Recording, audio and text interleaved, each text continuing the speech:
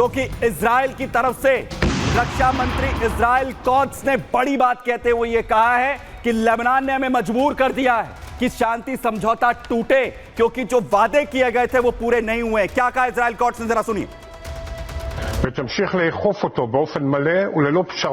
Lebanon में युद्ध विराम समझौते के लिए इजराइल की पहली शर्त है कि हिजबुल्लाह लिटानी नदी से आगे पूरी तरह से पीछे हट जाए, निरस्त्रीकरण हो और लेबनानी सेना द्वारा आतंकी ढांचे को नष्ट कर दिया जाए। यदि इनमें से कुछ भी नहीं हुआ तो यह शर्त पूरी नहीं होती तो समझौता रद्द हो जाएगा और इजराइल अपने नागरिकों की सुरक्षा के लिए स्वतंत्र रूप से कार्य करेगा। तो इस वक्त इजराइल आग बबूला है। जिस तरीके से लेबनान के अंदर लगातार कोशिशें हो रही हैं हिजबुल्लाह को एक बार फिर से पनाह देने की, और बड़ी बात यहां पर इजराइल की तरफ से कही गई है और चुनौती साफ तौर पर दी गई है। धमकाते हुए लेबनान को इजराइल की ओर से यह बड़ी चेतावनी दरअसल दी गई है। इजरायली रक्षा मंत्री इजराइल कोट्स, जिनकी तरफ से लेबनान को धमकी दरअसल दी गई और कहा कि युद्ध विराम की शर्तों पर खरा नहीं उतरा है लेबनान। जो शर्तें लगाई गई थी, लितानी नदी से पीछे हिजबुल्लाह के लड़ाके नहीं हटे, वो अभी भी डटे हुए हैं लितानी से आगे। अब इजराइल लेबनान में सीज फायर को तोड़ सकता है, एक बार फिर से हमले शुरू हो सकते हैं और युद्ध विराम टूटने पर हमले करने की धमकी दरअसल अब इजराइल की तरफ से दी गई है लेबनान में। कोट्स के बयान से लेबनान में एक बार फिर से हड़कंप मचता हुआ दिख रहा है। बैरूत और दाइये पर इजराइल अब बड़े अटैक कर सकता है। इससे पहले जो बड़े हमले हुए थे हिजबुल्लाह के ठिकानों पर भी एयर स्ट्राइक की शुरुआत इजराइल की तरफ से की जा सकती है। हिजबुल्लाह की कमान दरअसल अभी नईम कासिम के हाथ में है और हिजबुल्लाह एक बार फिर सर ना उठाए, इसकी पूरी तैयारी इजराइल की तरफ से अपनी सुरक्षा के तहत की जा रही है। और इजराइल साफ तौर पर कह रहा है कि अगर लेबनान नहीं करेगा तो हम करेंगे। जरा देखिए।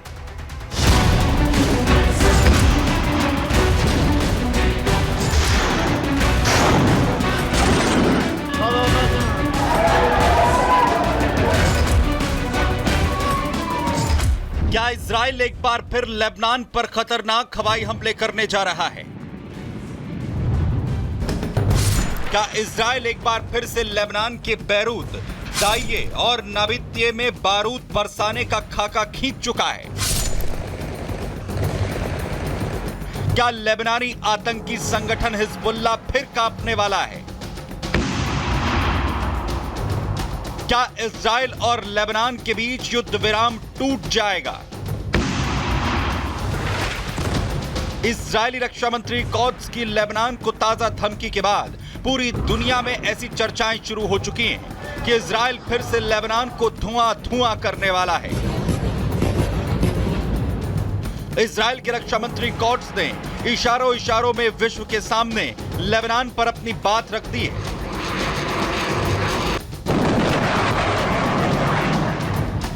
इजराइल का दो टूक कहना है कि युद्ध विराम की शर्तों पर लेबनान खरा नहीं उतरा। इजरायली लेबनानी सीमा पर लितानी नदी के नजदीक अभी भी हिजबुल्लाह के लड़ाके मौजूद हैं जो पीछे हटे नहीं हैं।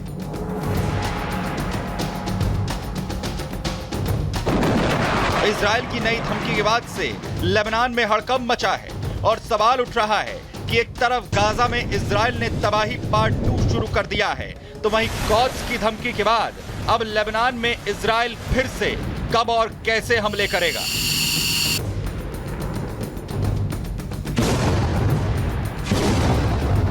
तो इजराइल के लगातार गाजा में बड़े हमले हो रहे हैं, लेबनान की तैयारी की जा रही है और ईरान ने अपनी तैयारी सुरक्षा को लेकर की जा रही है। दरअसल दावा यह किया जा रहा है कि ईरान की तरफ से अपनी जो युद्ध की तैयारी है उसकी शुरुआत यहां पर कर दी गई है और नई वॉर एक्सरसाइज, क्योंकि इजराइल अब मिडिल ईस्ट के अंदर आखिरी जंग की तैयारी इस वक्त करता हुआ नजर आ रहा है। और कैसे युद्ध की तैयारी ईरान की तरफ से की जा रही है, इसे नाम दिया जा रहा है वॉर एक्सरसाइज को ग्रेट प्रॉफिट 19, जिसमें अपनी युद्ध की तैयारी इस वक्त जो ईरान है वो करता हुआ दिख रहा है और एक पूरी तरह से चक्रव्यूह रचने की कोशिश इस वक्त की जा रही है ईरान की तरफ से। लेकिन बड़ी बात यह है कि आखिर क्या जो इजराइल है वो ईरान के इस चक्रव्यूह में फंसेगा और आखिर क्या तैयारी कर रहा है ईरान इजराइल के खिलाफ, आखिर क्या तैयारी है उसकी अपनी प्रॉक्सीज को साथ लाकर। दरअसल ईरान अब लगातार एक तरफ वॉर एक्सरसाइज कर रहा है। वॉर एक्सरसाइज उसकी तरफ से बढ़ा दी गई है। इजराइल के खिलाफ चुपचाप युद्ध की तैयारी ईरान की तरफ से हो रही है। हुती को भी लगातार मदद पहुंचा रहा है ईरान। हुती विद्रोही एक के बाद एक बड़े हमले कर रहे हैं इजराइल पर और हुती को पैसा और हथियार मुहैया करवा रहा है ईरान। वहीं लेबनान में हिजबुल्लाह को फिर से खड़ा करने के लिए मदद पहुंचाई जा रही है, जिसके खिलाफ तैयारी एक तरफ इजराइल कर रहा है। वहीं हिजबुल्लाह को भी लगातार जहां मदद हो रही, वहीं ईरान चीन से अपने रिश्ते भी मजबूत करने पर लगातार लगा है। हाल ही में ईरान के विदेश मंत्री अरागची जो चीन से वापस लौटे, अरागची को खामनेई का दरअसल जेम्स बॉन्ड कहा जाता है।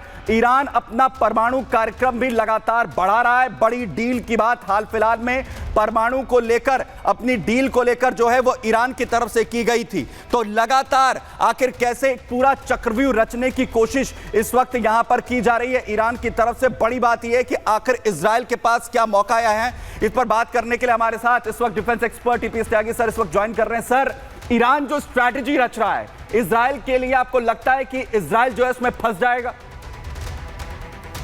अक्टूबर में पिछले साल जब इजराइल ने ईरान के ऊपर हमला किया, उसके बाद से IRGC के कमांडर लगातार ये कह रहे हैं चिल्ला चिल्ला कर कि ऑपरेशन ट्रू प्रॉमिस 3 होकर रहेगा। उन्होंने अपने विदेश मंत्री को चाइना भी भेजा सपोर्ट के लिए। उन्होंने वार एक्सरसाइज भी की। कह रहे हैं कि हमारा एटॉमिक प्रोग्राम भी कंप्लीशन के नज़दीक है। लेकिन वो हमला करेंगे कैसे? ज़मीन से कर नहीं सकते क्योंकि कई देश बीच में पड़ते हैं। पानी से कर नहीं सकते क्योंकि अमेरिका के एयरक्राफ्ट कैरियर तैयार है। और हवा से कर नहीं सकते क्योंकि उनके हवाई जहाज इजराइल के मुकाबले कमज़ोर हैं, पुराने हैं। लिहाजा मिसाइल और ड्रोन से हमला करेंगे। 2 बार पहले कर चुके हैं, क्या होगा कुछ कह नहीं सकते। लेकिन मुझे लगता है कि ये कोरी एक धमकी ही है। धमकी कहीं ना कहीं है। सर, बहुत शुक्रिया हमारे साथ यहां पर जुड़ने के लिए। लेकिन इजराइल लगातार तैयारी यहां पर करता हुआ दिख रहा है और उसी के लिए उसने पूरी जो स्ट्रैटेजी है वो भी तैयार की है।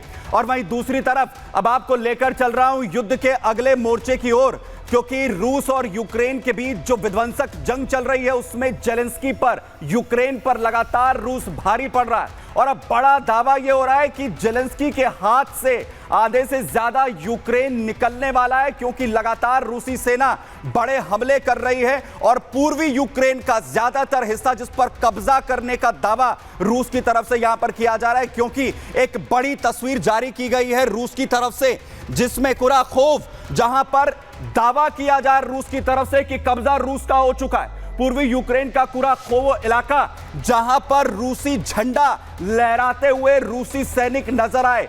और जो डिफेंस मिनिस्ट्री है यहां पर रूस के, वो बड़ा दावा यहां पर कर रहे हैं कि जो कब्जा है वो यहां पर हो चुका है। क्योंकि बड़े हमले एक के बाद एक यहां पर जारी हैं। रूस बड़े हमले कर रहा है, जहां ग्राउंड ऑपरेशन जारी हैं, बड़े कब्जे यहां पर किए जा रहे हैं रूस की तरफ से। यूक्रेनी सेना पीछे हटने के लिए यहां पर मजबूर है। वहीं हालात ये हो रहे हैं जहां एक तरफ रूस की तरफ से बड़े हमले एक के बाद एक यहां पर जारी है, वहीं दूसरी तरफ यूक्रेन भी पलटवार की कोशिश करता हुआ दिख रहा है अपनी जमीन को बचाने के लिए। वहीं रूस पर बड़ा हमला किया गया है। बड़ी जानकारी, बड़ी अपडेट आपको दे रहा हूं, जहां पर रूस पर बड़ा यूक्रेनी हमला क्रास्नोदार क्षेत्र के एप्सेरोन शहर में, यह बड़ा टारगेट पावर प्लांट पर यूक्रेन की तरफ से ड्रोन के जरिए दक्षिणी रूस में ये एक बड़ा पावर प्लांट जिसमें आग लग गई है। और सबसे बड़ी बात यह कि 55,000 लोग जो अंधेरे में डूब गए इस बड़े ऑपरेशन के साथ। लेकिन सबसे बड़ी बात यह कि क्या इस युद्ध में शांति कोई उम्मीद दिख रही है? जरा देखिए।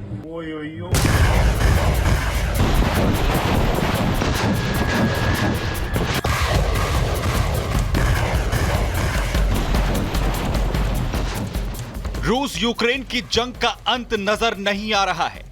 रूसी सेना यूक्रेन के लगातार नए इलाकों पर कब्जे जमा रही है।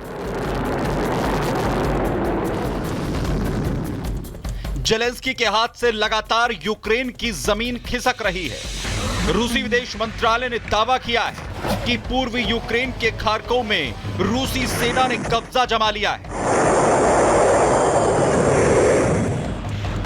पुतिन लगातार पूर्वी यूक्रेन विजय के अपने प्लान की ओर बढ़ते हुए नजर आ रहे हैं। हालांकि लगातार बड़े हमले यूक्रेन की तरफ से भी जारी हैं। जिसमें 8 ATACMS से यूक्रेन ने रूस को दहलाने की कोशिश की। हालांकि इस बड़े हमले को रूसी डिफेंस ने नाकाम कर दिया। वहीं रूस का क्रास्नोदार यूक्रेन के हमले से दहल उठा, जिसमें 55,000 लोग अंधेरे में डूब गए। दरअसल यूक्रेन की तरफ से बड़े बिजली संयंत्र को निशाना बनाया गया। यूक्रेन लगातार रूस के पावर सेक्टर को तबाह करने में लगा है। वहीं जेलेंस्की पुतिन के यूक्रेन प्लान को लगातार आगे बढ़ता देखकर चिंता में है। जेलेंस्की युद्ध में अब शांति की बात करते हुए नजर आ रहे हैं, लेकिन इसके लिए उनकी शर्त है कि नाटो यूक्रेन को खतरनाक हथियार मुहैया करवाए, जिससे यूक्रेन का भविष्य सुरक्षित हो। यूक्रेन के खतरनाक हथियार सीधे परमाणु हथियार की ओर इशारा कर रहे हैं, जो यूक्रेन को मिलना रूस को किसी भी हाल में मंजूर नहीं होगा। Bureau report, Republic Bharat.